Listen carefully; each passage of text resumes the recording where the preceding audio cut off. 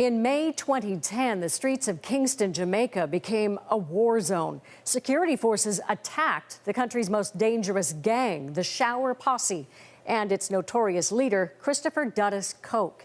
His influence reached from the top of Jamaican politics all the way to the heart of Toronto's drug scene. And it was Canadian police who helped hunt down the Kingston kingpin. John Lancaster traveled to Jamaica to bring us this story. Far from the sun-soaked beaches of Jamaica lies Kingston, the country's financial and political capital. A city that gangs have transformed into one of the world's most violent places. And they have been the key drivers for crimes in Jamaica: murders, shooting, robberies. He was dangerous. His gang was dangerous. Their deadly tactics were cast in the 1970s when the Shower Posse sided with the country's right-wing Jamaican Labour Party. They literally waged bloody street battles for votes for their political masters. By the 1980s, they controlled much of Jamaica's gun and drug trade. Seemingly unstoppable, they set their sights on America, killing 1,400 people there in turf wars. The entire operation was run out of a small Jamaican garrison known as Tivoli Gardens, an area so dangerous to the uninvited, not even the army or police would enter.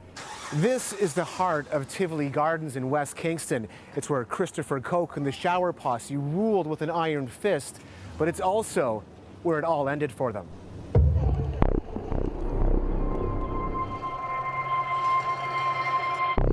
By May 2010, international authorities had had enough of Coke's syndicate. Kingston was placed under a state of emergency as police went searching for Coke. Coke supporters killed 2 officers and burnt a police station to the ground. In turn, Jamaican security forces smashed through Tivoli's barricades. They had an American extradition warrant and pushed deep into the garrison. But Tivoli wasn't the only battle being waged. At the same time, heavily armed police in Canada were fighting the posse in our own backyards. In Toronto, a series of raids was underway. The Shower Posse was believed responsible for dozens of murders dating back to 1991. By 2010, they had risen to the ranks of dons, controlling the supply of guns and cocaine to many of the city's street gangs. They had become so elusive, some questioned whether they existed at all. For anybody who says the Shower Posse is a figment of the police's imagination, what do you say to that? It exists. Toronto police detective Doug Backus spent 5 years waiting, watching, and listening to the posse's communications. Wiretaps revealed the Toronto associates had been keeping a close eye on what was happening to their leader and his turf. Well, they certainly talked about Christopher Coke's extradition. They talked about Tivoli Gardens, how Tivoli Gardens would be a disaster should they try to extradite Christopher Coke, how the 14 parishes surrounding the area would come together and fight to prevent that. In all, 13 high-ranking Shower Posse associates were collared and dozens of street-level gangsters. Back in Tivoli, what went down was described by residents as a massacre. The army took over this now. The army took over the whole community center. Nobody couldn't go. They mash up everything in there and take it over. Wayne Francis is a community leader who showed us the battle scars that remain from the incursion. Heavy caliber gunfire pits many of the buildings. 30 or 40 more heavy artillery rounds. Yes, man. Heavy caliber. 73 people died here, including children and an American visiting his grandmother. And they took her grandson from her, take him back upstairs, kill him, wrap him up in the sheet and dry him downstairs in front of her eyes. She can't recover up to now. So those are some of the wounds, may I tell us, can't heal, can never heal.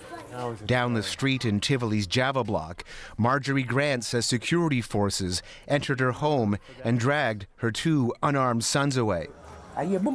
They were shot seconds later. Come and look, I see 17-year-old man laid on there, so die. He's dead? Yeah, he's dead. So was her 20-year-old.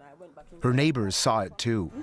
That's why I lost a brother, but there is a God, and I have my kids and I have to live, but I'm sorry for her. Many more people, some don't even find their dead, I don't know.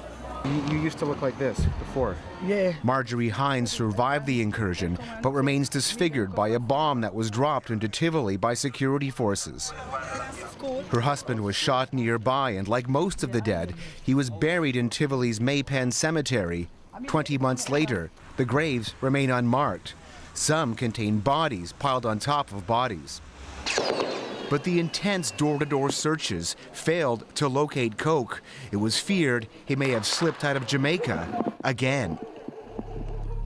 By then, Toronto police wiretaps had picked up intelligence that Coke had entered Canada under an alias.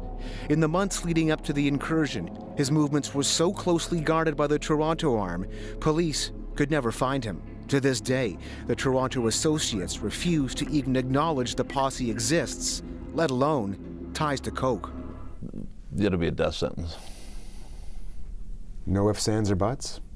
I mean, there might be some exceptions, but for the most part, you're putting your life at a risk, certainly if you're deemed a snitch.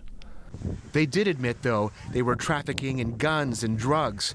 A money trail led to 2 mansions in these hills overlooking Kingston, built by the Toronto associates. So how long have you been an officer then? 35 years, uncounted. The homes, a symbol of Toronto's cocaine trade and the profits being made, according to Jamaica's Deputy Commissioner of Police.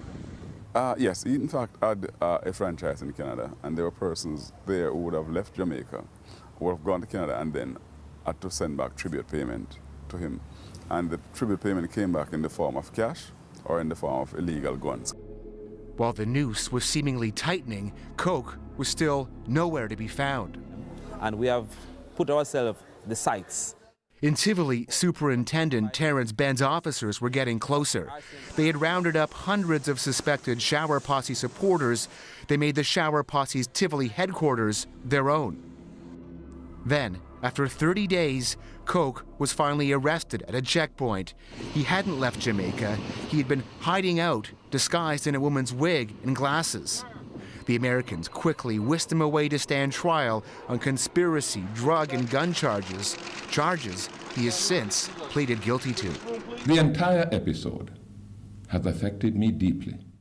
The bloody hunt for Coke forced Jamaica's then Prime Minister to resign in disgrace over his ties to the drug lord. In Tivoli, the man who showered residents with gifts and enemies with bullets is missed to this day, even by those who almost died because of him. I don't know if I was no bad man. I don't know if that. You understand me? Yeah, he's a nice man. Help the kids, help all people, everybody. He's a man for the whole world. It's a worldwide world for man, trust me. That one man's arrest has changed an entire country. Since Coke's capture, Jamaica's murder rate has plummeted 32%. And in Canada, those series of gang raids has put Toronto's murder rate at a 25-year low. And crippled both countries' most feared international gang. If it's alive, it's very dormant. We don't hear any activities that they are integrally involved in. For now, anyway, Jamaicans can put some of their darkest days of violence behind them. John Lancaster, CBC News, Kingston, Jamaica.